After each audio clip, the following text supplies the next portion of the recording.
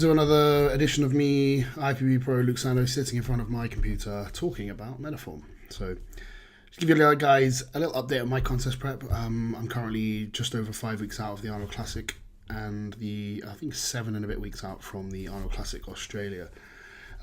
Everything's been going very, very well. I'm working with Chris C2 again, for those that didn't know. It's been a great prep, very, very minimal cardio this far, constant high carb days, and we're getting to the point now where I'm probably leaner now than I was on stage ever, actually, and much, much fuller and rounder and bigger, because we haven't had to push so hard to get in shape this time, and I'm honestly not sure why. I think it's just because I didn't get fat in the off season. I actually relaxed a little bit more in the off season. I'm taking the pressure away from myself in terms of, trying to overcook everything, which is easily done. And I've removed my brain and replaced my brain with Chris Acito. And everything he tells me, I don't answer. I don't ask why. I just do it. The man has more bodybuilding experience than years I've been alive. So when you think about it that way, it's probably a good man to listen to. But yeah, so we'll touch upon what I've been doing with the Mediphorm. I know I said about it in the last video. I've been doing more of a maintenance thing this prep because I was very happy with the results I've had from the product. I mean, I've been using it pretty much consistently, not the whole time, but consistently for I think this is probably the 3rd year I've been using it, 2 or 3 years. Because the last time I did the Arnold Classic, which was 2017. I did a video, like documentary that Mediphorm sponsored for the Size Game podcast. And that's actually on my YouTube channel as well. It's called the Sandoe Story. And and that was actually around the time I started using Mediphorm. So yeah, it would be about 2 years now. So because I've been using it for that amount of time, I haven't had to use the product to the extent of trying to get growth. It's like more of a maintenance phase, and my personal preference at the moment is the rapid load. For me, it just seems like I need less applications, so I can use like 2 mil and I don't need to use anything more for about 7 days, 2 or 10 days sometimes. The fullness seems to stay there. I've only been using the rapid load for this contest prep because it wasn't available to me before.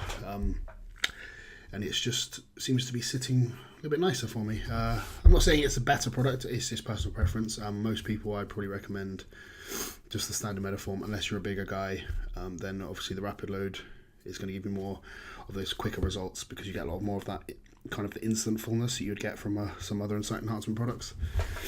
And I think it's great. I haven't lost any detail anywhere that I've used it, which is honestly only the long head of my tricep, which I haven't done for about 4 or 5 weeks now because it's still nice and round and full. If it got flat, I would use it. I'd fill it back out with that, but I haven't needed to. Bicep, I'm only doing the short head, like the outer head, because the way I look at bodybuilding is obviously the whole goal is to build as much muscle as possible. But we're also trying to build poses and build our physique, and obviously our physiques are judged on certain poses and certain things you're looked at. So for me, I looked at a couple of my poses that I wanted to improve certain areas, and I knew Mediphorm would be what I needed for those particular areas. So, for example, like a side chest, when you're sort of around like this, obviously the judges are over there. I want my biceps to be a bit fuller. My front double, I want them to be a little bit more peaked. My rear double, a little bit more peaked. I've got very, very thick, dense triceps, and because they're very long heads. So again, I haven't really needed to use it with my triceps that much. But the bicep head, I mean, it's just everything just looks a little bit rounder. As I said before in the last video, I have very long attachments everywhere actually, but especially in my arms. So having a bicep peak isn't genetically in my arsenal, but that's why Mediphorm's so good, because it's allowed them to be a little bit rounder and just kind of push that look a little bit harder, which is good. And that's the whole thing with Mediphorm. The product is a science enhancement product. The key word there being enhancement. If you are using an inferior product, I'm not going to name any, typically they're oil-based, you're not enhancing much. you're normally making it look absolutely shit. And if you can see that someone's done it and they have this big fucking blob in their arm, and they look all like doughy and soft, and you can see it, have you enhanced? No, you fucked it up, and it looks bad. Again, this is why Mediphorm is superior, because you can't really fuck it up. I hear tons of people say, like, I don't know whether they're even joking. They're like, I'm going to get some Mediphorm, I'm going to do the whole bottle a week. It's like, well, it doesn't work like that, because you're not loading liquid, you're loading hyaluronic acid, which takes time to build up. Whereas a lot of other products, you're literally just putting oil in the muscle, and the oil just sits there and just goes bleh, which is really not what you want. Because in bodybuilding we get judged on our detail and our separation. If you're taking away detail and separation for just size, is that good? I don't think it is. So, which is why Mediphorm again excels in that department, because you can get fuller and still stay separated and still stay dry. It doesn't get any detail whatsoever, and you get that roundness, which is something that is very much needed, in my opinion, in your arms. If you go back to even like the 90s and the early 2000s, there were some pros back then who used like SEOs back then, and it just looks fucking dreadful. You can just see it when they're all lumpy and bumpy. They look like they've been attacked by a fucking load of wasps or bees. They've got all these like triangular sticking out blobs and lumpy, weird, pointy delts. That's not a good look. Now, let's go back to thinking about like why it's an enhancement. Who's got the best arms in the world? In my opinion, let's just say it's Phil Heath or Ruli Winkler. If somebody told you their arms are full of SEO, I don't think there's a single person that would be like, that's bad, because their arms look phenomenal. They're the best in the world. So they may or may not use it. I don't know. But if they are and their arms look like that, then great. But then if you take the same token, if you see somebody whose arms just look ugly because they're all lumpy and bumpy, is that a good arm? No, it's not.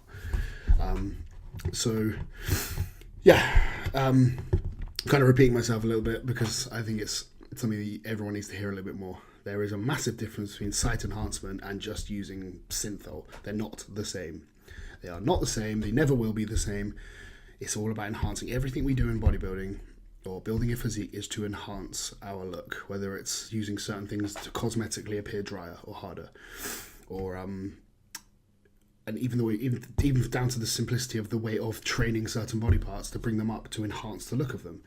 These are all tools, and if you use a product like Mediphorm efficiently, you'll get what you want, which is site enhancement, not site fucked up looks like a blob.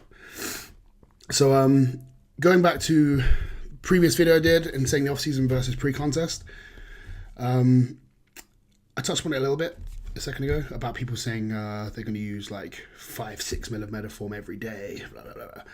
You're missing the point if that's what you think you need to do. It's like, get it out of your head that bodybuilding or using Mediphorm is the same as anything else, that more is better. More is not better. Better is better. So that's the whole thing with Mediphorm. It's not about just volumizing or taking up space within a muscle tissue with fluid. It's about allowing hyaluronic acid to bind to the tissue. And that being said, Mediphorm have a new product that they will be bringing out very shortly. I'm not going to go into too much detail, but it's revolved around hyaluronic acid and how it stays in the muscle, and it is a product that will allow it to stay in there longer, because your body will flush out the excess as much as possible, because that's just what it does, which is exciting. So if you can get your Mediphorm to last a little bit longer and it sticks a bit more, and you can make a vial last a lot longer, brilliant. So yeah, everything's going very well for me in this contest prep phase. I'm very happy with how I'm looking, how Mediphorm has helped in certain areas. For me, Mediphorm isn't about putting 2 or 3 inches on my arms. It's literally about just bringing out the certain look. And that's what you have to do with bodybuilding. You have to pick your battles, and you have to be sensible and don't over egg any of the puddings. Which basically means, because I'm British, that basically means don't take the piss and do too much, because too much is never a good thing, ever. Too much food, you get fat. Too much training, you'll just crumble and just fall apart.